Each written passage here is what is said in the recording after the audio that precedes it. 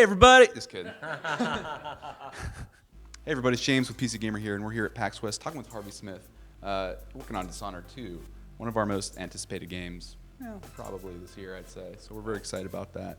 Thank you. Yeah. And you're showing off here some stuff you debuted at Gamescom. Can you just kind of give us a rundown of kind of what you're showing and what it represents about Dishonored 2?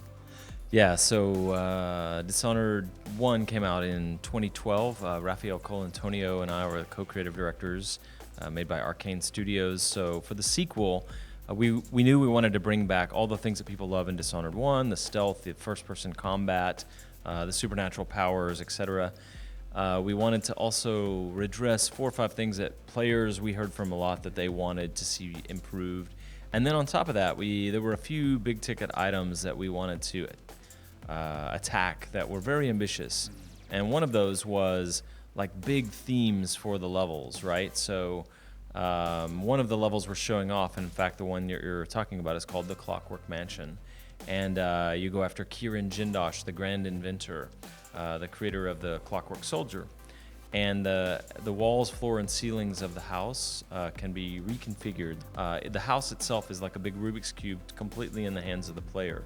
The player can manipulate it and use that. You can ghost your way through and never be noticed, or you can engage in combat, and you can actually complete it without reconfiguring. It's very difficult, but it's a puzzle. The house itself is a puzzle.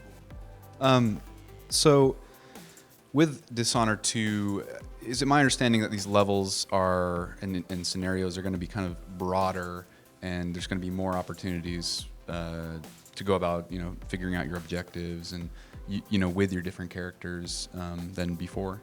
Yeah, I mean, you mentioned before we started recording, kind of broad game design topics, and this is one because if you just took the Dishonored 1 levels and you made them all 5 times bigger or 10 times bigger, it wouldn't necessarily make the game 5 times more fun. It might, in fact, ruin the kind of magic ratio of distance across the street and the guard's view and how loud my footsteps are.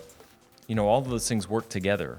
So how do you sort of compensate for these tight stealth sequences and with all these new variables at play? Is that just a maddening process, or do you guys have, some kind of grand idea in mind that helps you hone these levels into something on point?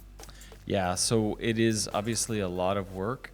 When you're making a game where you feel like the player in one playthrough sees maybe 20% of the content, you have to be signed up philosophically for this idea that when I move through the world and I have the sense that there were other decisions I could have made and other ways I could have gone, then that is in itself kind of a dramatic, powerful experience. Like, I'm not just following a trail of breadcrumbs. And so part of it is we just apply that as the Arcane philosophy, and it was true of other companies I've worked at, but also, Raphael Colantonio, the founder of Arcane, it's his bread and butter as well. Just like, I want to feel as I'm playing a game like I'm making choices, like I'm playing creatively. That's one of the reasons we put game mechanics together systemically, so that players can mix them in ways we didn't anticipate. It's one story you play through no matter whether you play Corvo or Emily. I don't want to lead people astray, make them think there's 2 sets of missions or anything like that. Their dialogue does change based on whether it's Corvo or Emily, high, low, or very high chaos, plus the dynamics of what you do and which way you go, of course. And the characters around you get more cynical the more butchery you play, although that's an option all the time. So yeah, it's ambitious. They both have their own mechanics. But we cut corners in other cases too, because we have our suite of weapons and tools, the spring razor, the crossbow, the sword, things like that. And they both largely have that set of tools. They're tuned differently. Emily's crossbow has a different set of tunings than Corvo's does, and it's a different model, in fact. They have their own assassination animations and fighting animations, but they overlap in some other ways too. So they share the same enhancements, but they have different supernatural powers. And you mentioned sort of the setting and storytelling. We're going somewhere new this time. Are there any things you've learned in terms of how you tell the story, environmentally, or in epistolary objects you find, or through the characters themselves? Yeah, I mean, Arcane has a focus on environmental storytelling. Our architects and artists are really into it. Our narrative designer, Sashka Duvall, is really into it. Our level designers are really into it.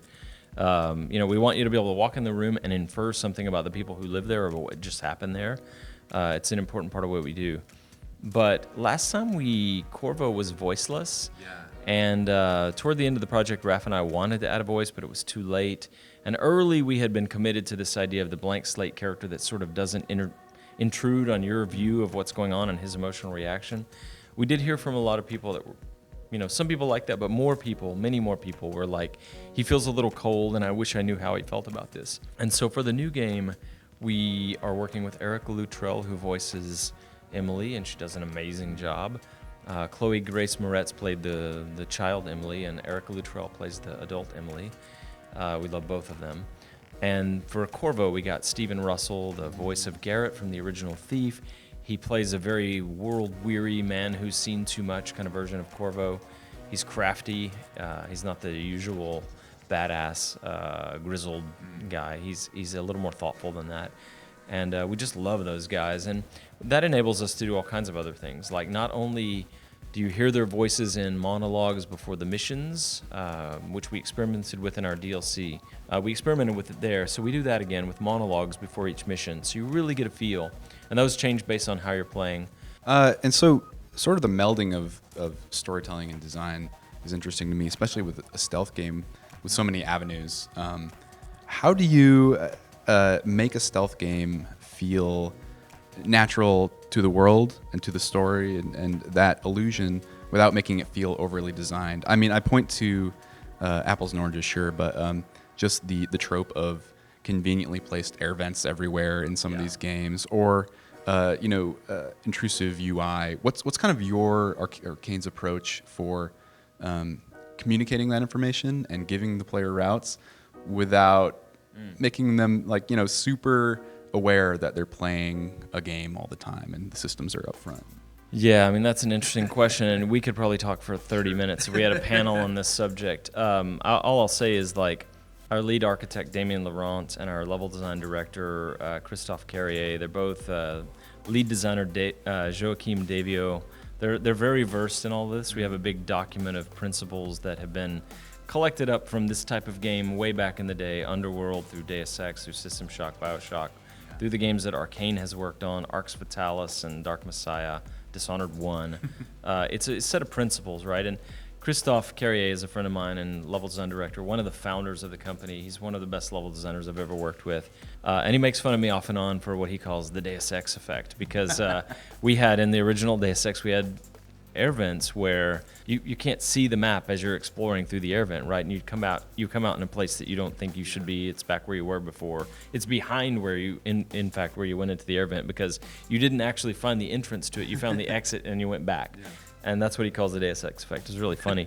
And I railed at him up front for don't call it the Deus Ex effect. But it's kind of funny because we just conveniently, arbitrarily, in the original Deus Ex at least, we conveniently, arbitrarily put man-sized air vents wherever we wanted, games have gotten more sophisticated than that, and Damien Laurent and Christophe Carrier and Joachim, those guys, they spend a lot of time looking at the space and making sure it feels like, how would these buildings be laid out in the real world? How would they get access to water? How would, what social demographic of the city lives here? How do they get to work? Where does traffic flow? We do a lot of work to make it feel natural. Well, hey, I mean, we're all really looking forward to it, and I think it sounds like it's in good hands. When can you give us a reminder when Dishonored 2 is coming out? Yeah, so Dishonored 2 comes out on all platforms on November 11th. Great. Well, we're looking forward to it. Thanks for talking. Yeah, thank you. Stay tuned for more from PAX West with PC Gamer.